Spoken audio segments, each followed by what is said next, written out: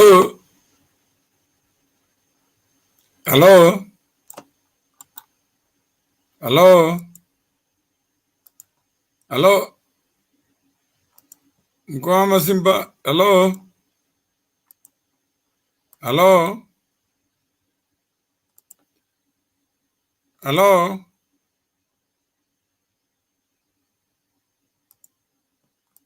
Hello? Good afternoon. We have an update with Mukoma Masimba in Australia. He wanted to provide an update of what is taking place. And he muted himself. Hello, Kumo Bea, how are you? Hello, Msariri Tendai, how are you? He muted himself, but he's no longer in with us. So let's see whether he will be back and then hear what he has to say. Someone has said he's not sick, and let's hear what the condition is. And good afternoon to all. My pasha. Good afternoon, Masimba. Don't play with our emotions, and that's what I feel as well, Michelle Mawiwi, that we need to know so that we can keep on keeping on. So I hope you will come back to provide an update. Faustina, good afternoon. Michelle, okay, back at Chauna, baby. Hello. So let's see whether he will come back and speak for himself. He's saying he's looking for his mother and he wants to get closer to where he wants to be. So which is which? So I called it part one, perhaps part one of many parts to come back to recovery so that he can focus on what needs to be focused on. I really think he's sick, but honestly, he needs to get help and stop playing around. I think that's what everybody has been saying. What is your true condition? He seems to think that he's got all the marbles in his hand and he's competent to deal with whatever he's handling. So you can only advise a person who feels he's sick. But if a person believes he's in control, what is it that you can humanly do except to give up some time just to hear what is at play and what is at stake? So he's not there. I'm not sure whether he has sent a message. Vura breaking news up. Ndani mshongo corona.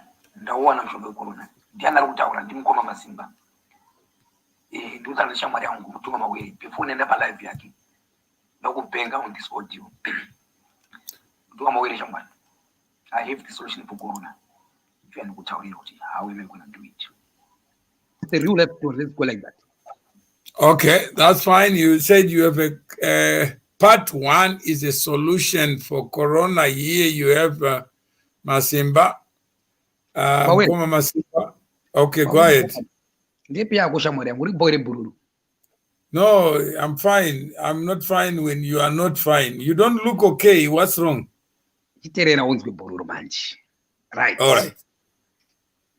Zimbabwe. Yavana mshongo corona. Tani mshongo corona. Okay? Nyora pass. Declare.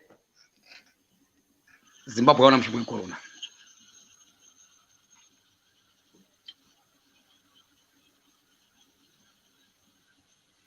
Go ahead. I'm listening. Right? Now, Mawele. Inini ndo kuna mama wangu. Okay?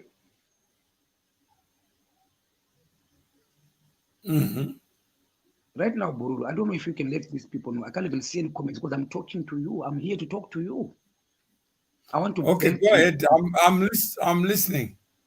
Okay? But wait, let me start by giving you a bit of his sketch here. Do you remember? Ndakutaura ndega Mawere, mudzima wakutaura uyu. Mudzima wayo weZimbabwe. Yeah. Igoti Okay. pakutaura. Tererai chete. Yeah. Tererai. Right. Muri Zimbabwe. Right now. God deeper. Declares. Tabane mshongo wecorona. Tauwana Zimbabwe wana mshongo wecorona. Kuti nini? Kuti Zimbabwe. Muchapunza kuti masase dob, masase kupenga. All right. Why ndiri kudaro Mawere? Nini ndiri munzira kuenda kuna mai vangu. Mawere iwewe Mawere iwewe. Wakandifundisa zvakawanda. One of your lessons ndekuti what do you have Simba? But Mawere ndine storyline andinayo. That's all I have. And I have all I have just a phone. Andina here kuti kutomeenda kubasa kana ndishande. Kana recover. But then use your phone to make your storyline.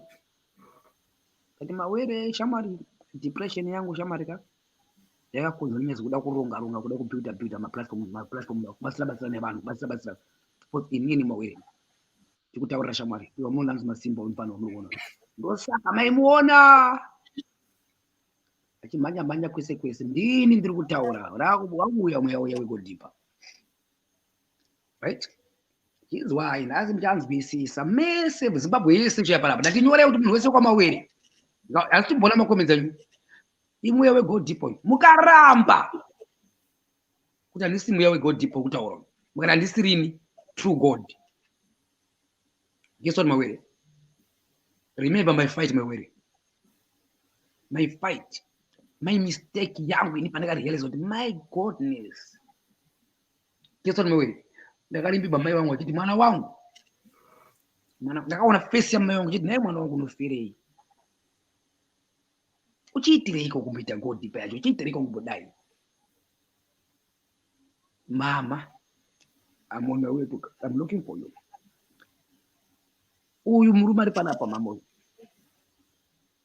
Godipa yakatuma Masimba mweya wegodipa kwamutuma kuratidza kuti ndini Mwari chachaiye. Mbana. Go back. Igodipa mutume. Kuna Mawere. Mubvunzei zvatakataura nezuvo. Izvataura nhasi. Zvachinja. Abati iye Masimba, please stop playing games. Mawere, what is your question? What is your name? Sorry. What is your name? Sorry. What is your name? Mutuma. What is your name? You know my name. My name is Mukoma Mawere. Mutumwa. I like that one. Yeah. I bank on your name. Please, give me a pass, Mawere. Give me a pass.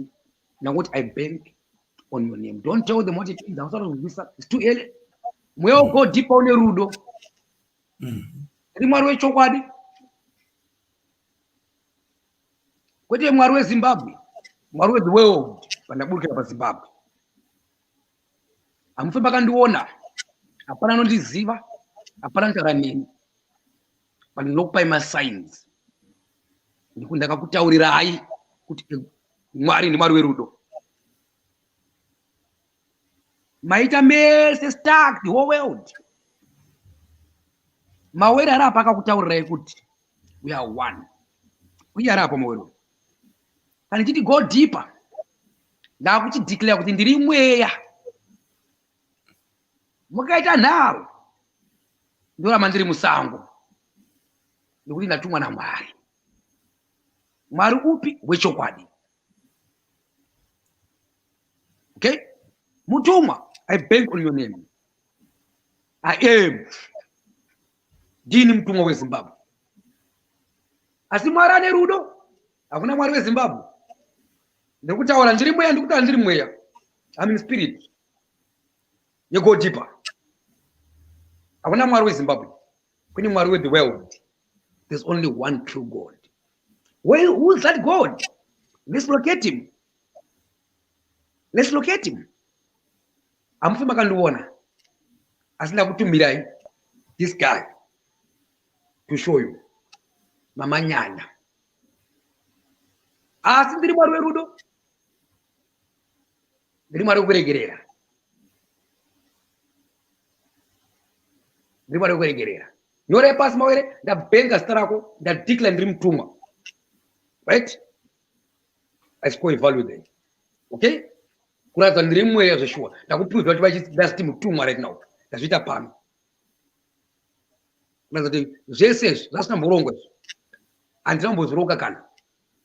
Zvese zvandakaita paFacebook. Ndakagara pane mupana uyu. Mai vacho. Mukagoti poti mama makachema. Ndakakuchemedzerei nokuti mwana wenyu uyu. Ini mwari wechokwadi ndo wandakada inini. Pamweyo pake hana mhaka. Mai makabara gamba. Mai ndiri munzira. Shamwari yangu mawere uyu akandichaurira iye kuti Simba, there's a word called value for value. Ndiri mwari wekudenga. Ndakamutendera mpano ndakabatadzana mawere uyu. Why ari panapa? Akapera zvakaita izvi. Why mawere shamwari yakati aiwa ndokubatsira nichi therapy ndokubatsira mpano wangu. Because mpano ari panapo uyu ane value. Ndiyo amunza panapa. Value yempana uyu ine corona ichabenefita munhu wese. Asi regai timuteste kuti iye go deep yati mwero ine corona rei. Saka zati kada kuitesta tima taibenga mawira na benga go deeper. Ndabenga go deeper. Ndaibenga ndaloketa passion Java uripi. Tsvake Java. Mutsvagei. Mawere. Iwe. Mawere. Wakati kunempana uyu. Number 1. Threat. Uyu mawere arapo. Akatorwa Shabani mashawa yake maini. The whole Zimbabwe knows it. But no one talks about it. Sana nini? Ndiri mwari wechokwadi. I declare pagoti pana Mukoma Masimba. His business was clean. I declare. I bank your business mawere. I bank SMM ndatora. Mwana mwacho ndiri mwari. Andikurasi mawere. Right? I'm taking your story to show to the world. Kunatumwa. I'm the messenger. Right? Picking up. Ndiri kutara choka chipo mwepangu. Andina mbozviplana, andina kana pen. This is the reality. Corona yaonekwa neZimbabwe. Senda daro. Daimvana haida kudada uyu. Aiti Masimba discovered corona. But ndakamutaura secret yacho. Mawere, bank on my secret for corona. That one in a value yekuti Prime Minister of Australia achatondifonera. Kuti ndine solution yacho. Chona mawere manje isketch andikutaurirai.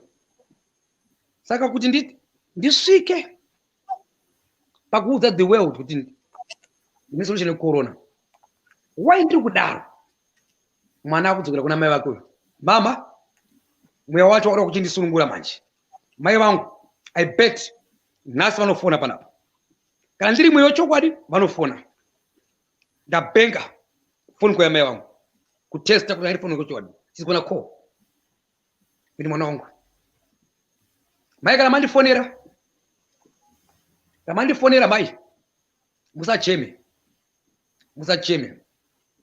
Musacheme. Mawere nyora pasi.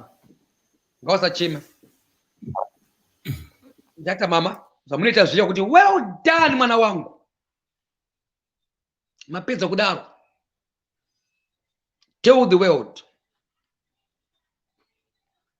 Tell the world, you never gave me anything in terms of this later. Mama, inandidi. Mweya kutaura mtore mari yevanhu. I'm putting structures. I'm putting structures. Then we have Zimbabwe. Zimbabwe have any solution to corona. Don't worry, Julius again phone. Julius again phone right now. Musa panike. Hashtag musa panike. Musa panike. Hakuna mweya unoparadza. Hakuna mari anouraya.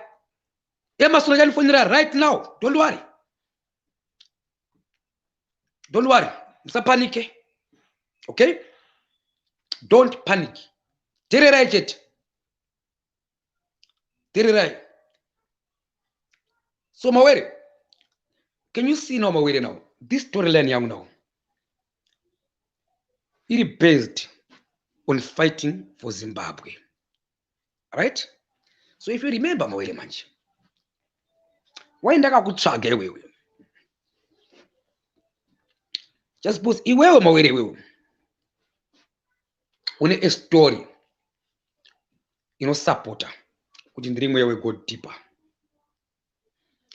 Wanoja punda tu mweya go deeper chi. They all gonna start reading. They all gonna start wearing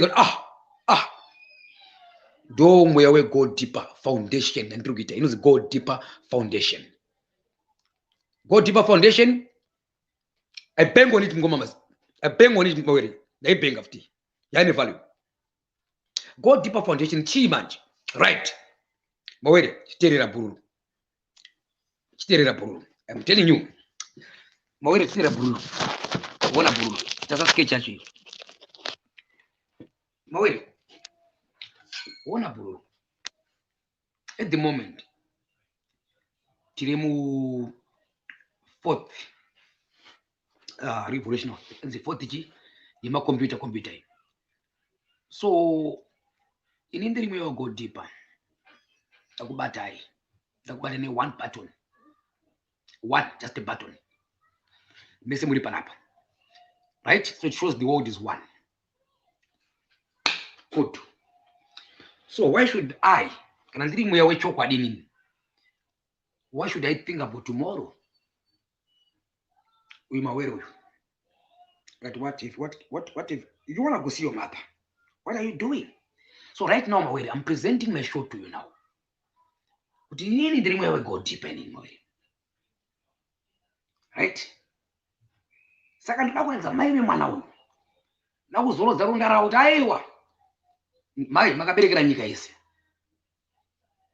Right? Can you see Mawere? My mother now. Vakona storyline yangu. Mwana wangu ngweke kapera kupi. Vakona purpose yangu now. Yangu ya manchi. Can you see? Right? But then I'm going to phone my vangu. Let it soro ndi haga. Do saka ndakazopotiza ku New Zealand kuya. Because go deeper. Mweya go deeper unkwakamirira kuti chi anajawa iti zvana twabangu. Right? Mweya I never planned anything. Right? Saka manje kuti ndikuprove kuti ndini mweya, andiprove ndikukurondedzerai. Andikuprovere ndini mwari wechokwadi. Right? Chashika kwese wana who is this God? Chashika kwese kuko. Saka the only way for me to go back to my mother Mawere. Ndikunyora bhuku rangu. Right? Ndikabata twabam. So Mawere, I bang on twabam now. Right? Nambata now. Right? Kachi nambata Mawere, can you explain the point which I bang on something? Ndimo wamvura. Mweya go deeper Zimbabwe yanaka. Nas corona no pera.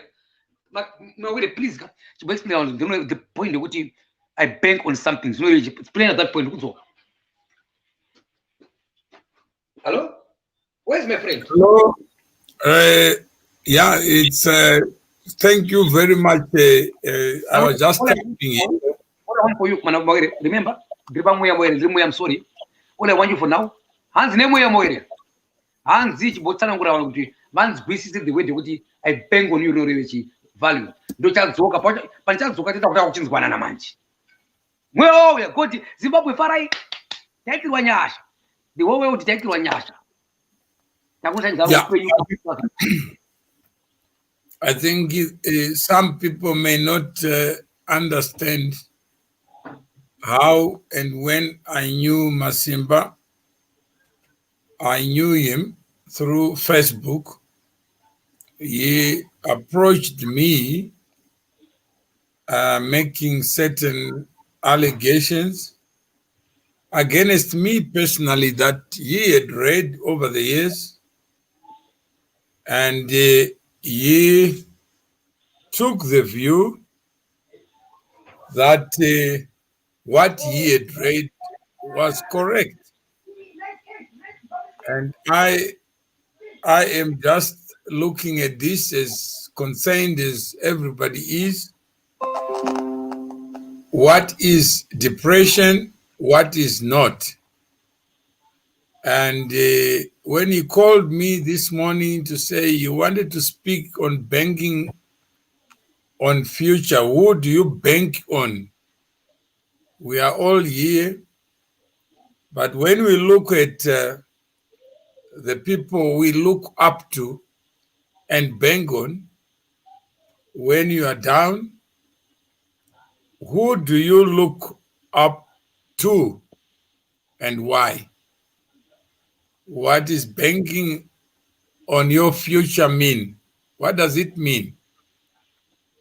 Who does Masimba bank on? I told him earlier on that all the people who follow you, they are not your followers. They don't belong to you. They belong to themselves, because each individual can speak and act in their own self-interest. When you are down, you are on your own. It happened to me. Friends became silent. Numbers became switched off. So you can see how life can change, how life can be lonely.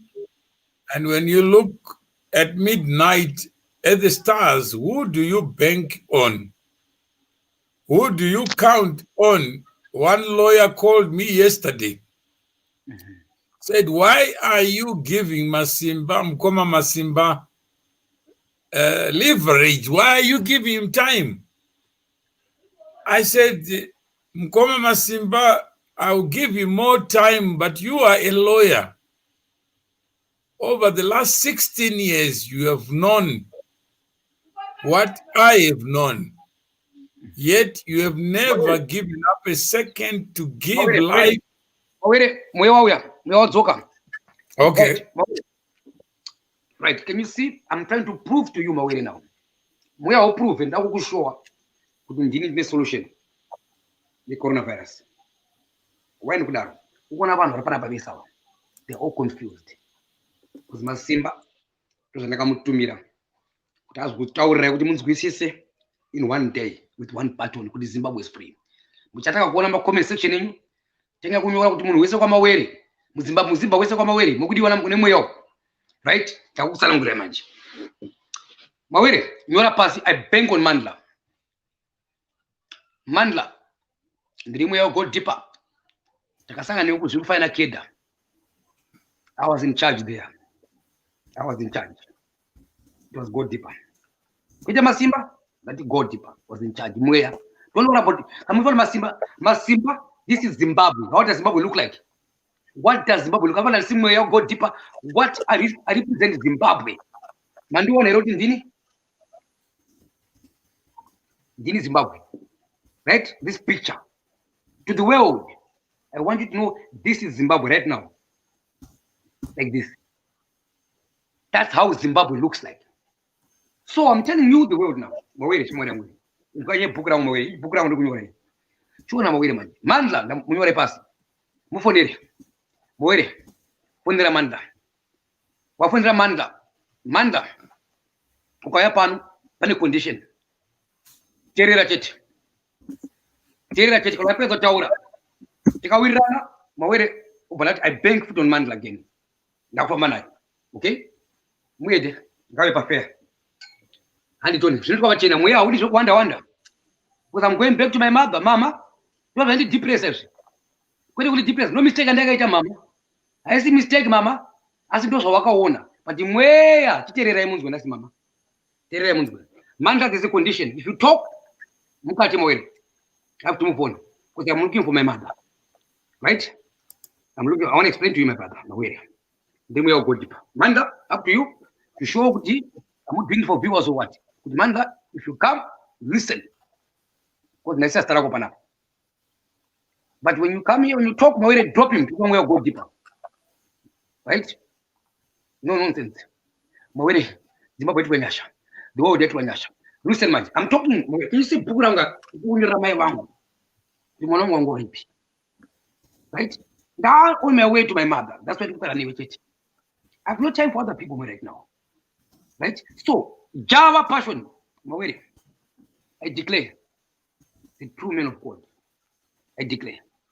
I'll tell you why. Akauya ngwai ya corona. Ndiye majimwari manjoro. Ndiye uya pana Mukoma Masimba. Ndiye mwari akatuma Java. Ndakubata sei. Ndakubata sei Java. Java. You are a true prophet. Mwari akakutuma, ndiye anituma. I'll tell you why Java. Julius Malema.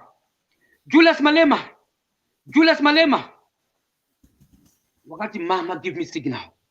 Jawa ukavuma sanitataura pana pa Jawa ukazivuma Jawa tawina asula kuwina takulati zai kuti coronavirus taanayo Jawa ukaramba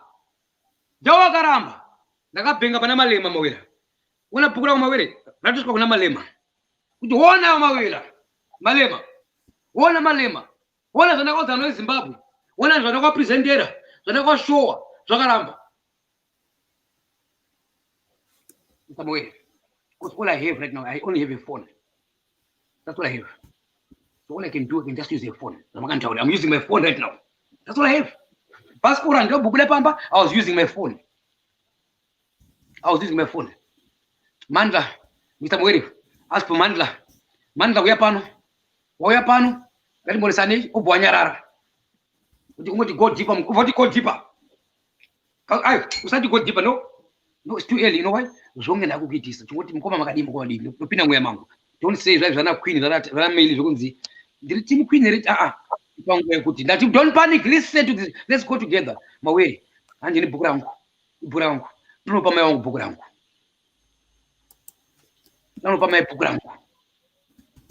Now I'm going to beg for a purpose. I'm sharing with you my purpose. It's my story, my value. Mawere, what do that? My story, my value. Mwarandi tuma, angakuloketa. Australia, ndikuya. Mwana yepana uyu mbana uyu. Will make Australia straight. Kwete inini? Achakuudza izvopita chiri chete.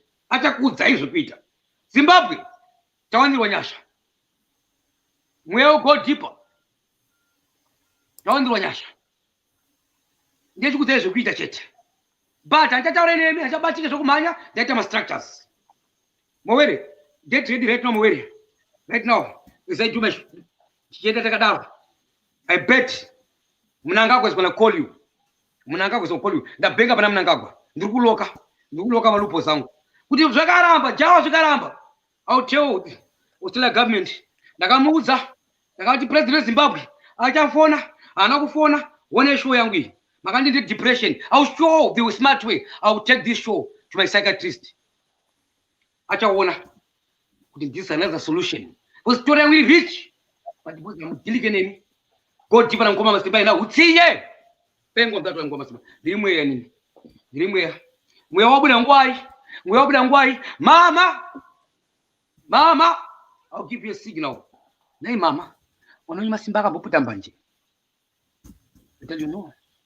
Never. Nay mama, Masimba akambopfuta fodika. Ask my mother. Give you a signal. She'll tell you Masimba akambopfuta fodika last year. In my whole life. Signal. To show the name will go deeper.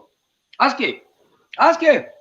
Mama, hey Mama, when I realized I was lost, when I realized I was fighting for Zimbabwe, Mama, this man here, he told me Zimbabwe does not exist. Right? So I'm telling this man, Mawere here, Mawere, I'm wasted. I was fighting for Zimbabwe. Where am I? Didn't we all go deeper? Oh, Zimbabwe, didn't we all go deeper? Don't worry. Don't have this show. Australia, Wapinda, Andy, Watapinda. You didn't go deeper. But you want to pinda Australia, no. But you want over TV. But you go kukuterera. But I will never do. And what I'll be saying is Zimbabwe man. Because one of that, what you want, we just want to see what. We just want to see what. We just want to see what. Java, ndakuona wewe kuno ndikukuda panapa. Ndini mwara akakutuma Java. Ndauya pano. Java ngawe pano. Ataure Java kuti ndini here ndakamutuma kuti andisirini. Java. Ndakakuloketa uri mwana mudiki wewe. Ndini mwara akatuma. Ndini akakutuma mwari uri. Ndikutaura zvindoziya right now. Ndiri mweya. Java ndakuloketa. Kuti ndiri mwari wechokwadi. Hapana nodiziva. Ndikupa ma signs. Java, you are a true prophet. That guy, I declare a true prophet. You are a person. I see Java, you didn't dream where you go deeper. Then out Masimba, as wounds, a solution in Corona. No saka Java, now with Twabang. Pangwaye, Garemba, the Corona. Didn't worry, we go deeper. Masimba and his zing. Diriko, Kupi, Diriko, only try to say, only owner, Panama structures.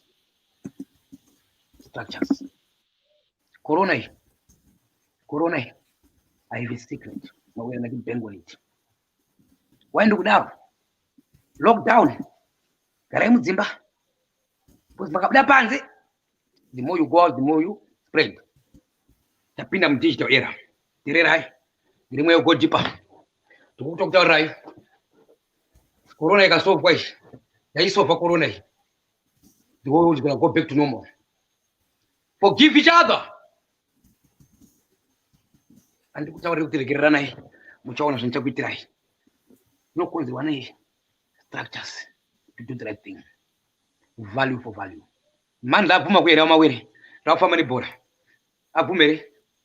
Kana puma kwere panamanda. Just greetings. I'll tell you something. Because I want to bang on you more. I want to get more value with you. As I work with this chain. Because ndukukuda manda. Mukamana ndukudera papi. Ndukukuda. All right. Amawere. Nyore pasi. I'm gonna bank on Auntie Jenny. Auntie Jenny. Wanyore pasi. Auntie Jenny. Wabakwe mwe go deeper. Walocate kwa Auntie Jenny. Walocate kwa. Right now Auntie Jenny. Ngatifono peka bag rako. Nango jedi. Mubudi wani mwe go deeper mimi. Ndikukuda panapa right now. Kuti pa show terera ipeka ma bag. Makwenda ku Zimbabwe. Right? Mnanga ukaita fonera mnangagwa. Jamuza mnangagwa.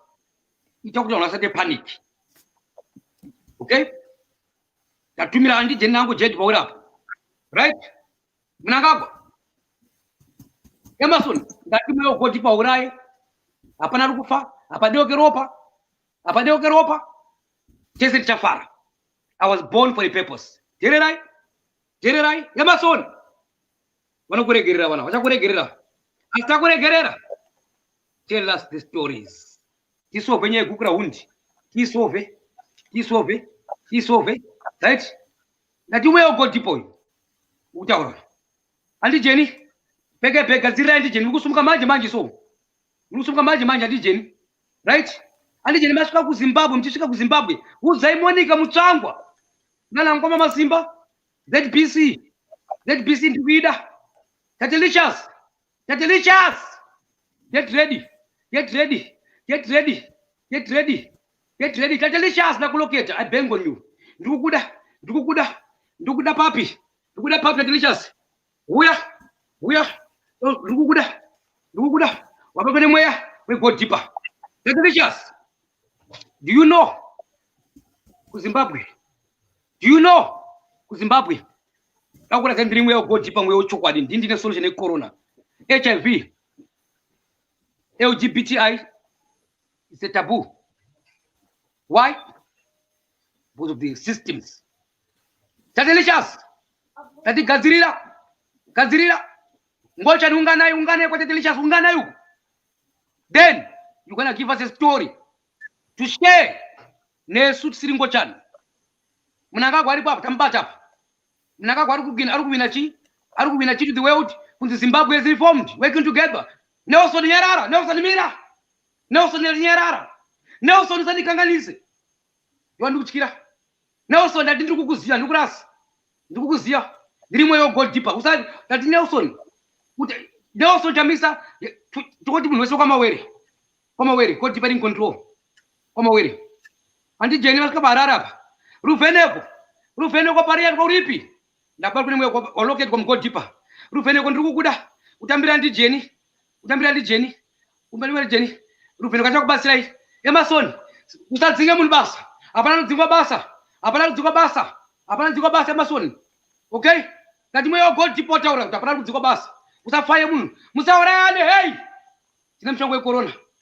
Things are going to be better. Right? Ruvheneko auye rapa. Ruvheneko I bang on you. On my storyline. Okay? Ruvheneko. Mwana wangu tandi kudia chini wani. Andi Jenny nango Jed wanda kutumira. Right? Vanoda kuti batsire kuti restore the rule of law. Apana chado kubatsira wacho takuita the right thing. Saka hawana experience. Yene networking. Ndikude wewe. Niki mangwana papa. Usanipindire papa. Andi Jenny, this is a go deeper. You only talk to me. Don't bring people to me. When I need you, I'll call you. Don't call me. You have a value for me. Value yenye ndi Jenny. Ndakaiwana kupi. Kanga semwe go deeper. Ndakakuprovoke kakawanda. Ndakakudeneka kakawanda. Asindiri mwe go deeper usina utsinye. Andi Jenny. Ngongoli mwe go deeper. Ndosa namuza kulo kusango. Namuza kusango. Kuti wa Jenny. Mwana ala utsinye newe. Andi lwele. Go deeper kutara Jenny rukukuda ulione go deeper. Ndi go deeper kutara Jenny ulione go deeper. Jenny, right? Washika barari. Nono Ruvheneko. ED. Wauze kuti go deeper. Mwewedo kuti Zimbabwe. Dutiro shikiro ne Zimbabwe rawana corona because they know the way to shikiro. Right? Ila ndizi believe in. But mwewe utauro. Don't worry to kuta structures. Don't worry. Chamtaka Marie Chamwana. Who is this God? Chamwana. Don't worry. Right? Don't worry. Andi general background. Angu general background. Right? Apana nupanika. Warikuona tikufamba zvakanaka mawere. Ndikubenga mavalue yangu. Project yangu ilikuwa zvakanaka tikufamba zvakanaka. Mawere. Why am I here mawere? Ndakakutaura mawere. I'm on a journey to meet my mother. Mawere. Wakanditi Simba. What can I do for you? Tadi shamwari. Ndinopedza ndakarota. Mukadzi wangu. Vula message yako ze WhatsApp. Check your WhatsApp before pabuda pamba, ndakakuti chi mukadzi wangu. I bank on that testimony. Mawere, testimony ine value. I bank it, I lock it now. Okay? I lock that testimony. Ndakamutaura kuti ndakakuti ndinopedza ndarota.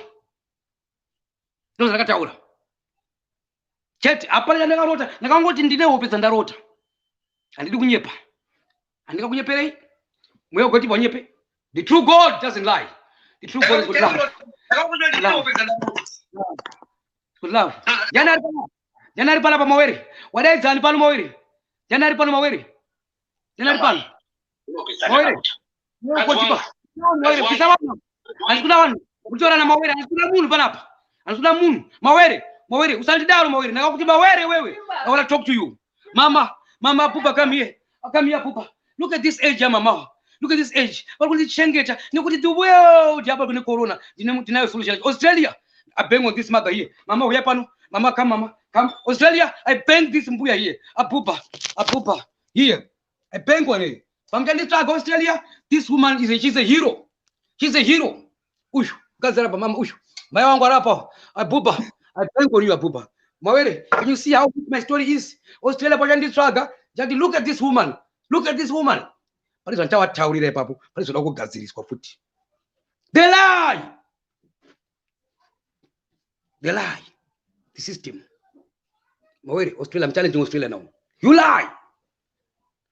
Example. I'm homeless. I'm provoking Australia. Mawere. Can you see? I'm a homeless man. Drugs now. That's what Pachizimba. Mauki Batak. That's what Pachizimba. That's what you're right. Drugs. So, right? Then you Australians, you are telling the world when I look down. Where is Simba? Simba is here. Pane wana pana. Where go tipo unyepe? Umwe na utsinye. Pane wana pano Mawere. Masimba ngari kupi. I was on the streets. Go wana kata corona. Australia mchilaro. The police, they came here. Simba lives here. Yes. Why? Because I'm homeless. Well, okay, you can drink it. The system is not stopping corona. Denial solution. Can you see? Fact. Fact. Makaterera moyo go deeper. And for betese. Mawere. Mandla aramba kuyeri. Apume mandla. Mawere. Mawere. Yeah, Mandla is coming. I code Mandla is coming.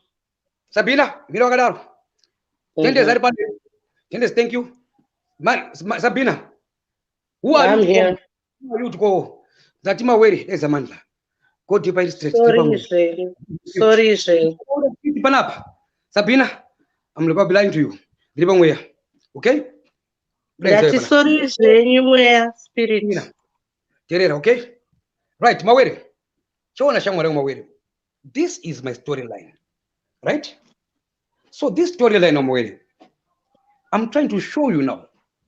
Pandaka is so much effort on Panapa Facebook Panapa.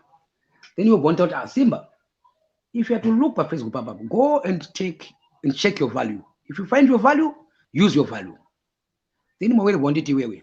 That I'm aware in a secret, right? What did Simba? Nakushua kuti ndiri mutumwa zvishua. Right? Java ngaterere. Achauya pano. Mawere yonzi mutumwa futi kana lingisa. Right? Na nyarara. Java kuterera. Vakumutaura kuti mwari wako namuwana kana asiriya.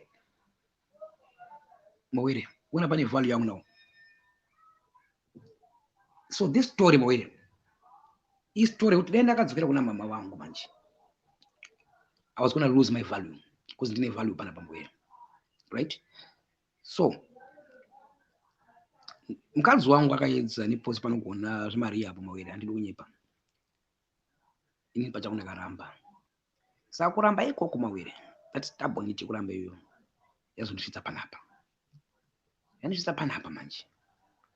When I look pa Facebook pandakapedzera nguwa pandaperera pacho. What value do I have here? But what I think, I didn't know Shamari Mawere. Mawere Shamari, now we are Shamari.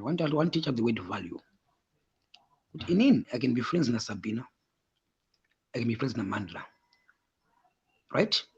The only way for me as because I speak for myself, to maintain this friendship, I have to give Sabina value yake. I have to give Mandla value yake. That's it. Can you see? That's the way now I'm going forward in my life. Long back Mawere. Wapinda hapa. Saka this go deeper. We all go deeper. Look at you. Coronavirus. We should go to it now. Right? See. Uyakanumira pataona pakati ndine mushonga. Coronavirus. Azviite kuti mushonga uyu wabva kuZimbabwe. Ndozvawataura. Ndozvandikutaura. Mweya wakutaura kusabuna. Pina mweya kuti mweya. Can you see Mawere? Can you see? But we struggle Mawere how to shape my storyline.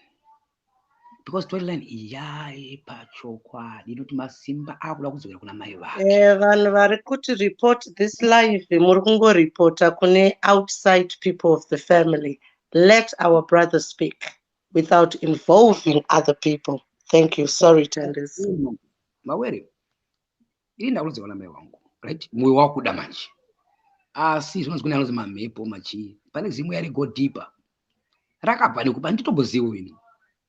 Asi ndichizvitarisa ndichizvimechesa ne go deeper. Ndinoti mama, I think ndo purpose nandakabarirwa iyi. I think mai vangu wanzwisa kuti mwana wenyu anga richozi saka makachema, right? So mawere, now why ndati Java ndiye muprofita wechokwadi? Because Java uyu mwari wechokwadi akamuloketa. Pana kuti ni mwari wechokwadi anogona kukunzira munhu anotamba nemi, right? Mukutamba imomomo mutumwa anouya kuti right, ndauya ndiri mutumwa, ndakuloka, ndakuisa value. Kana muchida kuzviona kuti zvinoitwa sei, zvinofamba sei, kuti munotesta sei, munhu ukauya nenyaya yako unopinza nanyaya yako, utaura nyaya yako, right? Saka mutumwa ndakabata Java akabvuma kuti mwari wandataura uyu, kuzi mwari wandataura mawere uyu ane a solution to corona. But corona yacho Masimba haizive, angoti yore basi. Asi Masimba ari kuti iye since iri mhepo go deeper, amudzose kumba mai mwana ari munzira. Since ndiri mhepo go deeper, mhepo yechokwadi iri kuti mai rwadziwa zvenyu, asi mwana akutaurirai tichinaye, kuti mwana wenyu haana kuzvarirwa chimwe chinhu kunze kwekuzvarirwa for a purpose. That's my purpose. Saka purpose yangu inenge yemawira.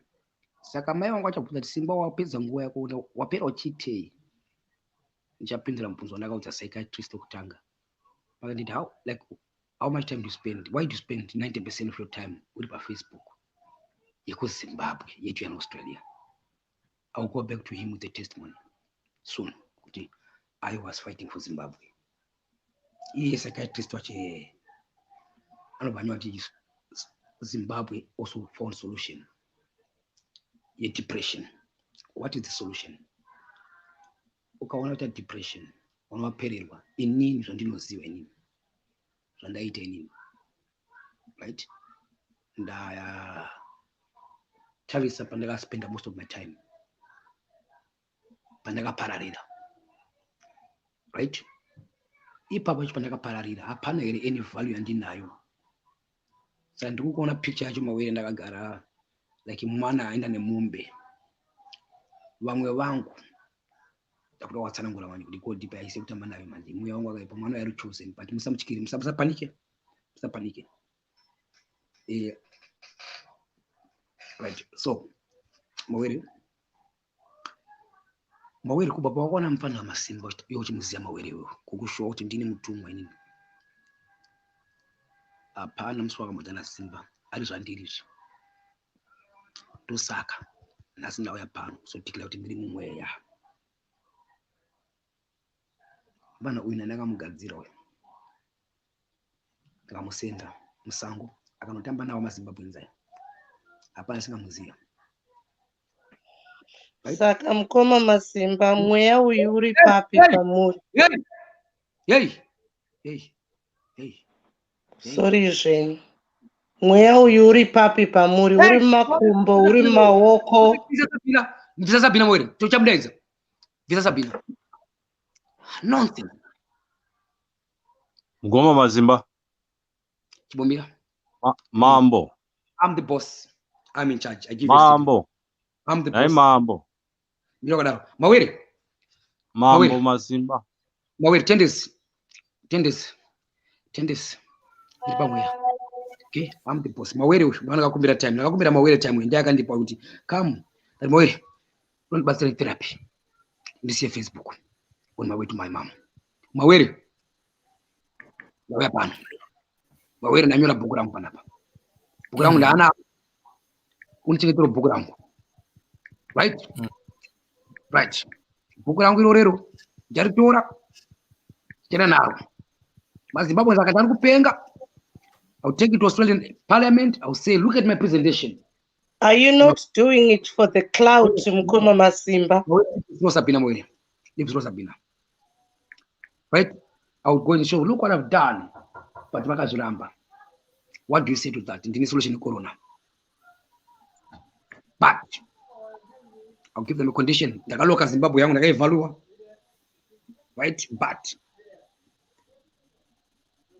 Zimbabwe, I want to talk to Emerson first before now solution.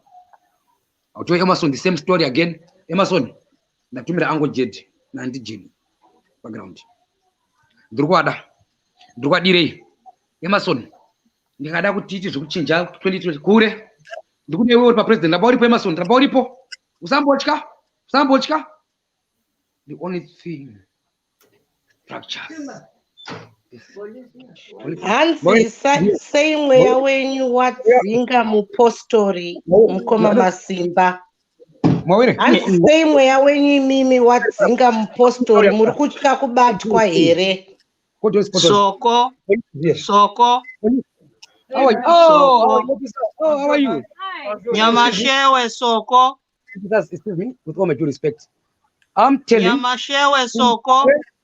that Zimbabwe is with the solution for coronavirus. Would you believe me? I got the solution right now. Mukanya. Right now. I'm saying you police officers, Sergeant, can you believe? I remember you, Sergeant. Okay. You know me, Simba. Guys, can you believe? I met you before, Simba. Yeah, you remember? Yes, Simba. You see? What are you This doing? Victoria Police. Live streaming, are you? Live streaming. I'm telling you, Yeah, right. Zimbabwe got the solution to coronavirus. Hiya. Fact. You're a pass, Mawiri. You're a pass. Right. You're a pass. You're a pass, Mawiri. Jana na yamangwana. Chao nalizagu. Chao shoko Australia. Hey, Simba, Zimbabwe. Can you maybe like hang that up and have a Mawiri conversation ndikuzoka with me? Mawiri. Is I'm that coming right? back. I'm coming back. Yeah, Mawiri. you can do it after. Jana It's afona fine. Zimbabwe. Jana angafona uZimbabwe. Mawiri. Asina dimare gerere. Musatukani. Don't panic. Don't panic. Don't panic. We'll go deeper. We'll go. Right? Mawiri. Because we stand ngura nyango. Okay? I'm coming. I've got the solution. I'm in charge. I'm the boss. Julius Malema. I'm looking for you. Listen, even police, bossy, if police are called, hapana Soko. Go to police, right? I need to be involved with the police now. I'm gonna come back. I'm the judge. I'm the boss. Thank you. All right. Okay. So, I'm sorry, Baba. Magadi, Maswera say. Asera, Magadi, you are mawere. not easy. Ndizo guys. These Munoziya tine basa rakawanda panapa naMwari. And I think as far as I'm concerned, tine mixed emotions and opinions about zvikuitika guys. Asi chikumbiro kwamuri baba ndechekuti zvakutomboda kuti tikumbire kune vemhuri. Ndambotaura nemukoma nemunin'ina wake. Ndakaedza kutaura naye nechimufonera, haisi kufona chaisi kupinda. Iri kupinda zvayo ari pabasa. Saka zvangoitikawo kuti anga anditi in 30 minutes achandikonekta panhamba yamai. Saka nhasi nezvakaitika zuro takamugarisa nguva ndefu. Ndozvandaedza kutaura paya pana vasinyoro. Saka atenga anditi ari kunditumira. Saka ndofunga anga akagarwawo nevepabasa zvokutoti kana kutaura izvozvi ndakutomboedza kutaura akanditi mbuya ndiri kutadza kana kutaura vepabasa vachandipa mukana. Saka anofanirwa kunditumira nhamba dzamai. Ini ndati ndiri pabasa all right now. Okay. Saka ndandato pandangonzi. So, Sabina, you spoke to him earlier. What was the understanding? Well, to be quite honest, I think Masimba, according to me, is getting worse by today. Because yesterday I thought it was a joke, even though a few people accused me to be involved, but I wasn't there. I just started knowing Masimba's plight on Mr. Mawere's platform and Tende's platform. We also went on my platform, but Shinshangashtaurwa na Masimba is really senseless. We also went kwa Mandla, and Mandla couldn't comprehend kuti Masimba ari kupenga here kana kuti haasi kupenga. Ini ndataura kuna Mandla ndikati I think it's like a distorted way of thinking which could be psychosis induced, but munhu atozondibatsirawo kuti zvandiri kufunga nhasi was Tenders kuti aiwa guys, this guy needs us. Saka to be quite honest, I personally think Mukoma Masimba has some psychosis in him, but we shouldn't say he's got psychosis, because if we call police, only police can section a person in Australia or in England, not us. So if police come to him and speak to Masimba and he shows that he is positive, because like we all agreed that he can control a life, like Maprisa won't arrest him on a certain section. Here in England, it's called Section 26, okay, where the police use their powers to say you are unwell, we are going to arrest you, but that is to the police assessment. But here, we are saying Mukoma Masimba, he can juice up his phones, which means that the police are not going to find him as mentally disturbed. And then we go back again, prophets, which we all believe in. And that's where the question is. So as far as I'm concerned, as Boeing 777, I think Mukoma Masimba is going through psychosis. But as Zimbabweans, then he is prophesizing. All right. So I think I only spoke to him after you both tried to call me. So I wasn't sure what it is, but he wanted to be live. And I said, okay, no problem. What do you want to talk about? He said you wanted to talk about Corona and banking on Africa's future as the two things that you wanted to talk about. I said, okay, let's try to look for Sabinas, because there were two of you had spoken earlier. And so here we are. There is an aspect that he shared with me that, look, I see the Zimbabwean problem is bigger than what I had anticipated, understood, that the people have a way of believing what they want to believe. So the reason he called me, he says, look, I have realized that what you told me, I have confirmed that people can believe whatever they believe, but the truth is something else. Right now, they can believe that this is who I am, but I am not that person. And so I don't know really what to believe, because I'm not a prophet, I'm not a psychic, I don't know. So I'm sorry. Yeah. The situation we have, Baba Mawere ndeyekuti chine patiri kupesana nechokwadi chamasimba, because chokwadi chatiri kutsvaga pana masimba nechinoenderana nemafungiro edu. There are too many opinions and assumptions and disagreements and this and that. Munoziva stage iri pana masimba ezvinezvi kana tiri kutombomuona kudai, so thank God pane digital world yekuti tinoziva paFacebook. Dai anga ari munhu asina kana foni ka taisikuti takabata hana kuti ari pai pavanogona kuzowanikwa kaita se akafa somewhere or something would happen. I want to say this again. vanhu vese vari panapa I believe kuti mune chido nerudo kuona kuti Masimba achave munhu acharatidzikawo kumberi uko. Vamwe vari kufara, vari kupembera, that's okay. But my intention really when it comes to Masimba, zvimwe zvinhu zvaari kutaura panapa, munhu ari kutaura from different types of frequencies, mazvaona, mentally, because he's disturbed mentally. Ndozvinoita mental illness izvozvizvi. Isi tikumirira timuone achita kupenga mupengero wekuZimbabwe, yet timuona na UK, una South Africa, kuna America, kune mapenzi ekuti ukariona benzi chifa unofunga kuti munhu ari normal. Unotozoziva kuti ari kupenga bhoza anenge sei, anenge aiswa mental institute kana anenge akupiwa certain types of medication. Ane murikuona nekuti varungu hazvioneki, asi weda anodya sadza nesu mundiro imwe chete. He's going through a vicious cycle yekuti we should not manipulate the reality of mental structure yaMasimba based on what we think. We should understand patone lesson iripo apo.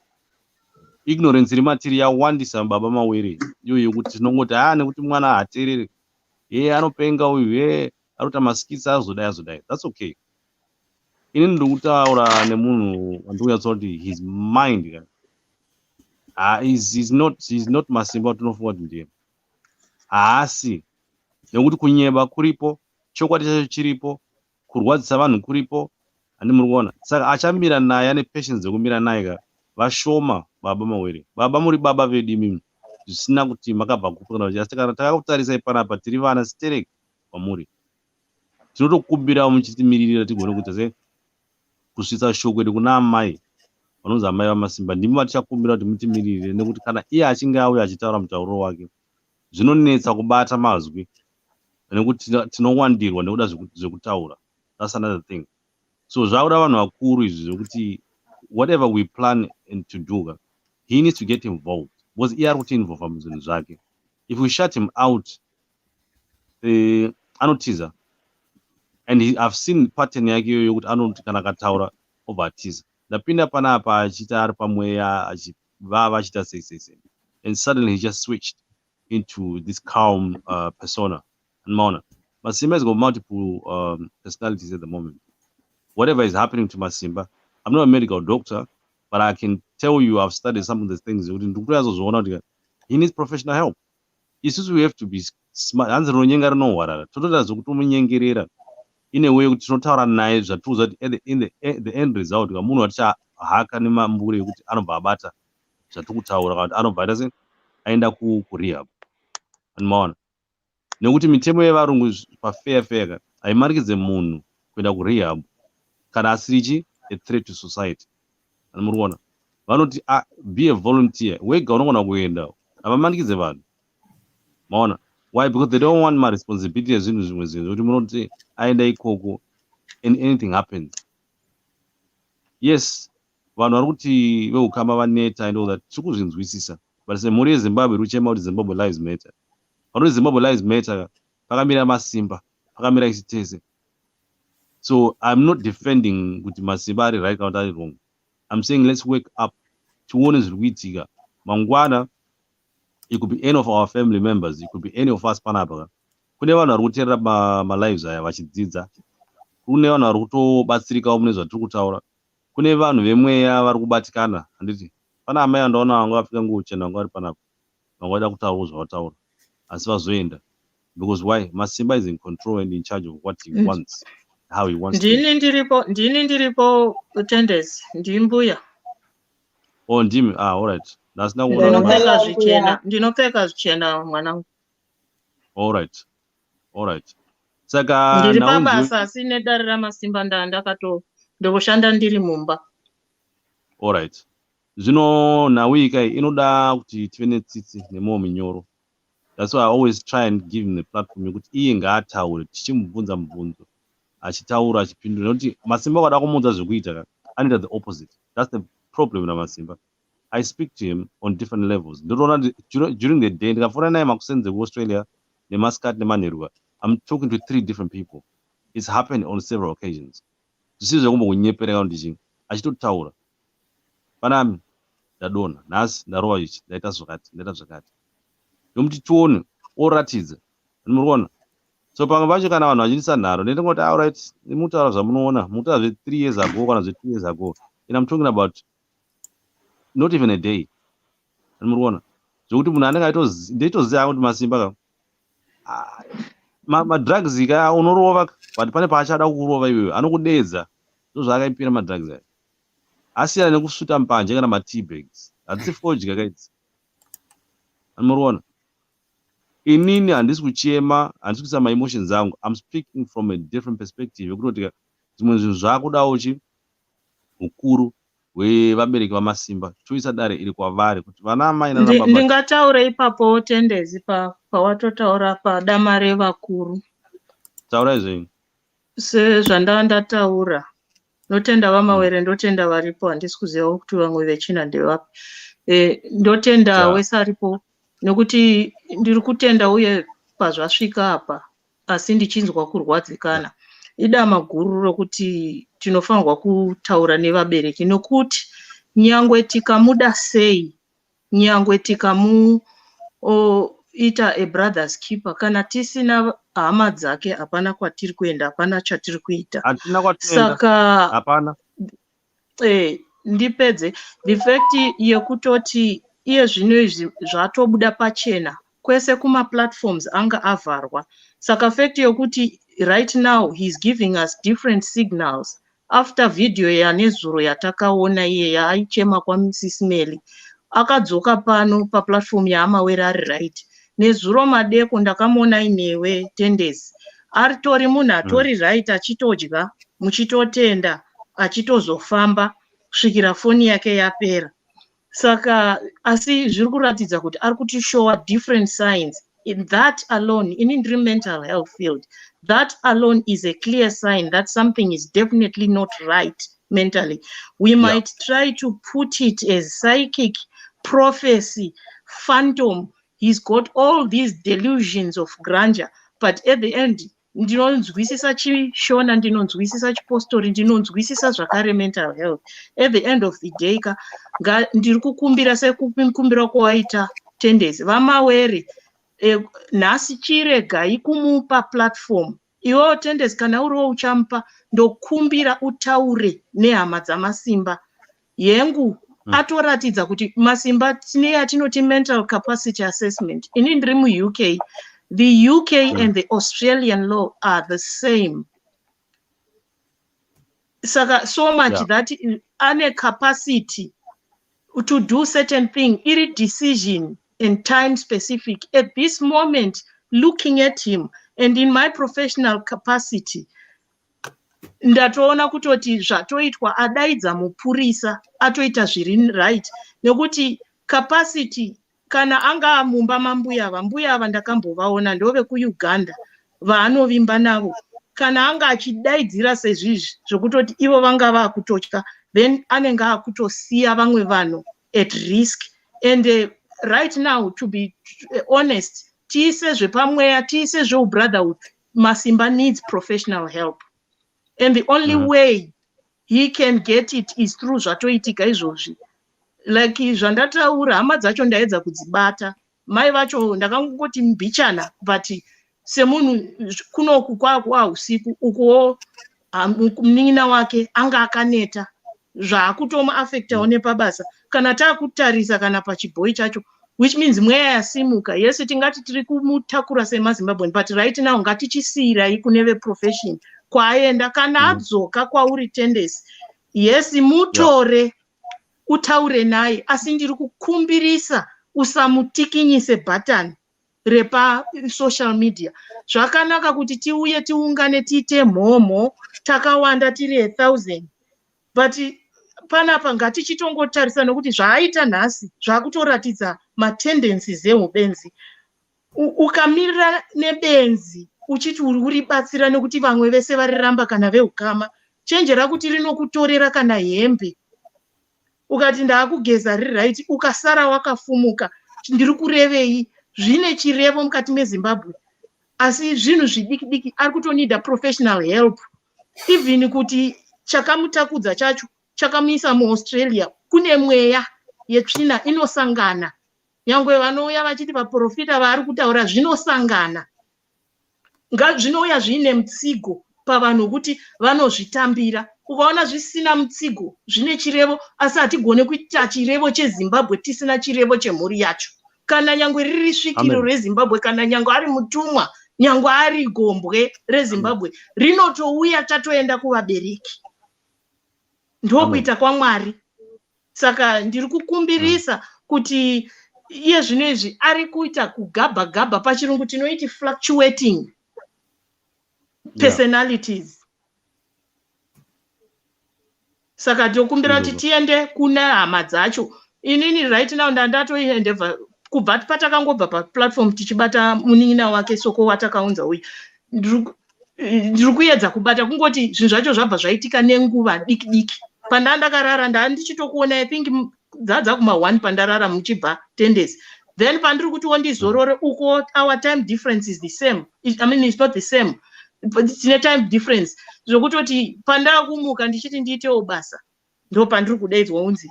Ndandotobva meeting. Kungoti ndandagara ndakangotongozvipfekera ndo pandangoti because right now kutaura chokwadi tingatorese kuda kuita kumuseva paFacebook, but Facebook inogona kumuuraya and it will defeat the whole purpose, whether pamweya, whether paushamwari, whether nezvenyika, and collectively tese tinoita failure. Ndotina pane comment yandaona yanyorwa namunhu anonzi Lucia Mai. Lucia Mai ndotenda kutaura kwauri kuita. Chikuru chandiri kuda kuti uzive nhasi ndechekuti inini handina kuuya ndichizviti ndini murapi wamasimba. Ndakauya ndiri shamwari, ndakauya ndiri mwana weZimbabwe. Kana iwewe Lucia Mai une simba ndokutsvagawo rubatsiro, chingouya ubatana nevamwe vari pano, ana amai ava nana baba. Nekuti inini ndatongouyawo semwana wemhuri imwe chete. Zvandinoita nezvandisingaite, kana zvichigonera masimba, indotaiwa iye ameni iyoyo handidi. Chimwe chandinoda kutsanangura pamusoro pekuita kwatiri kuita panapa ndechekuti vanhu vakawanda ma-keyboard warriors, and it's okay. As long pasina ari kukwanisa kusvitsa masimba kurehab nhasi kana mangwana, isusu handei mberi titese neurongwa huripo. Masimba haasi munhu wekuti inini ndinova necontrol pafoni yake, anoenda pamwe pacho anoenda asina mbondiudza kuti ari kuenda palive, ongodzvanya button oita zvaari kuita. Nyange achizouya achitaura kuti andiudza dzimwe nguva ndingasina kundiudza. Ndosa ndikuti zivai munhu wamukudhira nepfungwa dzamukutaura nezvadzo. Ani muri kuona nekuti ndichazozorwa ndingade chiko ndingazoshandisirwa zita rangu zvisiri izvo namasimba, because masimba pfungwa dzake dzakaita dzakadhanganyika. Zvamataura amai kuti he's fluctuating and it's a fact. Anouya fanami ndeipi zviri sei nhasi totaura later on anenge ane imwe munhu, manheru acho aane imwe munhu, ndotozodzora ya live yataura kuti masimba angari palive angataura zvakati. Saka really and truly chandaona panyaya yekuti sei achienda palive inyaya yekuti anoziva kuti ndo pane maZimbabweans. Kwaari hakuna maZimbabweans. Munozviziva imimi munyika dzevachena idzi kuti kana usina maZimbabweans wekuti unombotaurawo nyaya navo kana kudya sadza navo, stress yacho kana loneliness yacho inokudya futi. Handizvo here naye mai mumabasa mamurume? Ndizvozvo ende tofanwa kuziva kuti masimba pese pandiri kumuona akatakurana nekakari kake kechigubhu kedoro. Tofanwa kutoziva kuti iro doro it's a drug on its own. Ende kaina aine mamwe madrugs anonwa kana paracetamol, kune drug interaction inopedzira yakuzoita munhu apedzira aite psychotic, because on its own atori neproblematic drinking attitude. Saka inoda kuitwa tackled, and if it's gone it can spiral to what is happening. Yeti zvinhu zvidiki diki doro chairo iri rinoita kuti pfungwa dzemunhu dzitaike. Anenge achitaura chaizvo saizvozvo achida kuti imimi vamwe chakunetsa muZimbabwe taane kuda kumhanyisana nekutokonya bhatani.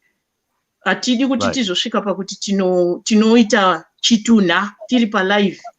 I think vamwe vanondotaura kuti chakandombove pandidi kupupura zvandisingazive, but zvinotozotidzikisira. I think tinoda hama dziuye whether vari kurambana nazvo, as long as here right now I want a professional help, inini I will step back because anenge akutobatsirikana, because tikaramba tichimunza pamalive sezvizvika tichingodaidzana rinopedzisira rave dambi. Iwowo tendezi ndiwo munhu anoteerera so far pasocial media handizivi. Iwowo ndosaka ndiri kukukumbira kuti continue. Let me tell you what I'm hearing. He's going to the hospital now. Yeah, Saka just send a message to say I'm on my way to the hospital. Okay, so that means he's on his way to the hospital. So looking at the broader picture, without Masimba in play, it just goes to show us that Zimbabwe lives matters, okay? Because we need to look at the origin of Masimba's mental problems. And I think a lot of people have agreed that Masimba has got some kind of mental disability in him, Madzimai. Saka, if we look at the root cause, it could actually just come to being a Zimbabwean, where a lot of us who are suffering. Some people try to cover it with makeup, with the Zvigaru Machechi, with the Zvigaru pa social media. But Masimba has clearly highlighted the plight we are going through as Zimbabweans. I don't know, Kuti Madzimai, can you agree that there are a lot of children in the Zimbabwean community, not only Masimba, who are suffering like that? Yes, vakawanda ndinobvumirana nazvo, ende munoziva kuti there is a tendency mucommunity, ndiri kuzvitaura Mwari ngaandibatsire zvisaisiti. Saizvozvizvi vanhu tinoita button, mamwe ma-tendencies akuitwa like peer pressure coping. There was a spate of suicidal deaths pakati pevana vedu vekuZimbabwe yakaitika up north kwandiri kuno kuUK. And it was all linked kuvana vekuti vanenge vachinzwa and they find a simpler way out. Umwanakatotarisa izvozvi, it can trigger something and end up triggering inenge domino effect muvana vedu. Yes, let's use social media, inobatsira, but social media can also really derail us as a community, and it can really destroy us. And in this instance, I'm thinking, kufunga kwangu, I might be wrong, Masimba has gone too far in social media, and us promoting him, kutawea pama live, it's good, but it's now proving kuti it's actually working bad more than it is doing good to him. Well, the truth is that, according to the law, the police have to make that judgment to say that, no, this guy, his mental capacity is not par. So it's not actually to us. Mental capacity is time and decision specific. Anogona kuita capacity right now, says angoita angouya nezuro anogona unga ine capacity. Oiluza pa ailuza ipo pai. After izvozvizvi vasvika kuhospital pamwe anogona kuiwanwa capacity, but because of fluctuating, that's where there is a cause for concern. That's true. Saga, Amai, another thing I wanted to mention is, like, can you now see all the efforts we put together has got Masimba to be where he is now? The police got involved. I am very grateful, because you are the one who brought me. I'm not dismissing it you at all. You are one of the figures. Maybe vamwe vanga vachisa, and I think I want to Sabina. Vanga vachisa ma efforts avo kungoti ndiri munhu sometimes ari busy. Pandakazvidaidzwa ndakaona pano pamawere. Ndo pandakaona uchipusha hashtag yacho, and I then followed you from there, and I did mention it to you. So we need people like that. Vanoita flag things, but then we need to also Mati? My picture, Mukoma. Okay. Well done. Yeah. Then that's his Visa card. Thank you. And smoking. And then at least to one down. Ndakwenda ku hospital. I see one down, one atobetserwa. Yes. one stage adapfura Oh, ine yes, one stage down. nyaya Out of vaiva vanga vachituka out of vanga 16 million, vachitukira vaya out of 16 vachitora vaya million people. tichaona maresults ine angomira maresults ekuchipatara tozoona kuti anga achiti haapenge ndiani anga achiti haasuda help ndiani. Aiwa, Yeah, but tisazvitsvage we izvozvo, forget tisazvitsvage tendency, tese we tatiri forget. wrong, tese tatiri right. Asi chino chatinoda kuti mangwana tigoona Masimba achidzoka achiita musarinyika yake ari right. Anditi ndizvo? Ndizvozvo, where I'm coming from mind inyaya yekuti ndiri kuti handisi kuti toda kuzvitsvaga but munozonyara seiko maakuzoona chokwadi vanga vachiva kutaura chokwadi vacho. This is the problem. It's a pandemic in our Zimbabwean community. We make assumptions based on what we think and how we feel about an individual. Kana ndikakuvenga yamai handimbofanira kuona chakanaka pamberi penyu. Baba ndikakuvenga handimbofanira kuona chakanaka pamberi penyu. Sabina ndikakuona mwana wamaika, I will never see anything good out of you. I fully agree with you, Tende, because I thought you were like Duff's Morgan, Anongoda Mariro, but today you've shown your strength as a Zimbabwean man, and I personally think that this is just a highlight for all Zimbabweans. Because Gonzo, Rikaptiskwapana Rinopenga, Saka Zimbabweans, basically we've got mental problems, whether we want to agree or not to agree, but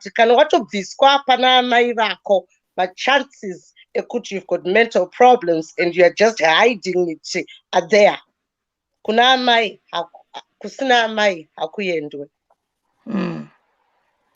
that is Zimbabwean lives matters. Ende zvaanga achiita kuchema achida amai ndo some of the signs mubasa redu irori.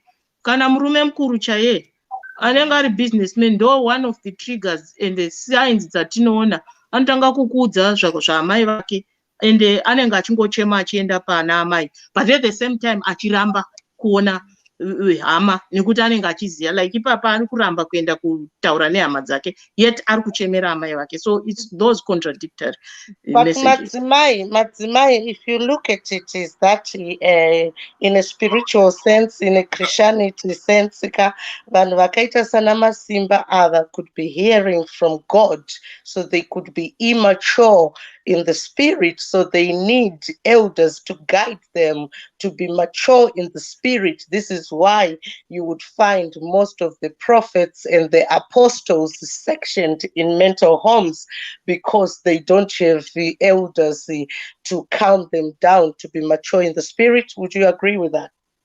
Ndabvumirana nazvo, ndazvitaura nai sisi Sabina kuti ungave mudzimu ungave mutumwa sekutaura kwaanga achiita. Vara rekuti mutumwa isusu tiri kumasowe tinoziva zvarinomiririra. Anga achibata ese spirituality yekuZimbabwe. Kuti zvigashirwe pamusoro penyika zvinotouya zvakatsiga. Kubva nechekare, vekare vaiti imhepo yaiuya kana ikagara pamunhu ane nhembe haikurura. Nyangwe vakanga vasina kurisimira zvinenge zvine chimiro munguva iyoyo. If we believe in this, why have we condemned our brother in a mental institute? Atina kumukondema, ari kunidha rubatsiro. Muri kudzoka mondiganhura ndisati ndapedza kupindura. Sorry about that. Zvana ndichareva kuti saizvozvi zvinoti kana zvadzika munguva yezvinezvi tine technology which is platform yaMasimba, ndosaka zvauya saipapa. Vamwe vanozviramba, vamwe vanozvivhuma, asi hezvo tinazvo mudariro. Munhu wacho sezviri kutaura Tendency, unotaura naye 1 minute anenge ari pari right, next minute ari kubuda achichema. Kana iyemi hamutozivi kuti anenge ari papi. Iyezvizvo hapana ari kuziva kuti hapana kana woukama hwaMasimba. Anditi but kuedza kuvabata, kuedza kuti titsigise, but tichitsigisa kudaro abva auya akaita kungadirwa Peturo abva abvira. Kana ndichiti kubvira handisi kumukondema, asi ari kutonidha. Why is it that vana nye they are not being sectioned? Zvine ndosaka zvichinzi urwere hune mazera. kana matare ane mazera, zvoto nezvoto zvine mazera, urwere neurwere une mazera, nepaunorwarira. Anga asina kupinda mumba mambuya ava, ndifunga kuti ungadai abatwa nekuti hapana anga achadaidza mapurisa. Vazhinji vanosimbotaura pamaplatform udaidzire mapurisa, akambobatirwa mapurisa. Thank you very much. Mr. Lennon, you wanted to say something? Well, Mr. Mwere, thank you for letting them read. But I've got reservations with TV. Number one, can this situation not be solved privately, not publicly? I think we strip dignity among are obviously and clearly mentally unwell. Public platform 1,000. So and one is who is clearly unstable a public platform. Well, you, Lennon Ruizi, you could have caused it, all right? I personally think Masimba was actually made crazy by the people like you. Number two, about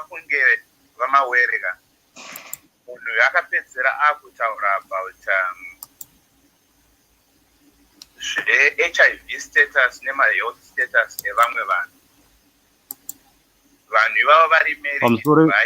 I'm sorry, Mukoma Lennon. Mawere, sorry. Pauya amaya Masimba uyo. Anonzi Colin Chairuka, taurai naye. Inini regai ndidone ndiri pabasa. Colin Chairuka uyo, taurai naye amaya Masimba. Oh, thank you, Matimai. Mukoma Lennon. Amai maida basa. Vamawere varipo. Lennon aida ya. Pane munhu ari pama-comments ndisati ndadona akanzi Colin Chairuka ari kuda kuedwa ini ndiri hama yaMasimba ende ndiri kukonfirma kuti it's one of sorry pana adaidza sekutaura kwatiri kumboita mama ndandichikumbiraga kana dziri hama dai tagona kuti riri dare kusiri nekuti tinge takudzokera kumashure kutanga kuudzwa zvimwe hani maona ngavauye umaita basa ndozvandandakumbira namawere ngavatare kuseri nekuti panapa ani munzi waMukoma Lennon vapindawo vakutaura zvatakataura nezuro akudzokora nyaya dzane zuro apa Masimba wacho atopinda muchipatara ngachitangire patawe pachipatara apa atoparira inini ndiri pabasa sorry man. I think we should just end it here and then take the developments as they come along. Ini ndiri kufanwa kuenda pameeting vamawere mozondibata ndakwenda na 3 o'clock anditi. Okay, thanks. Yeah. Oh, thank you. Okay, thank you. Okay, thank you. All right. Yes,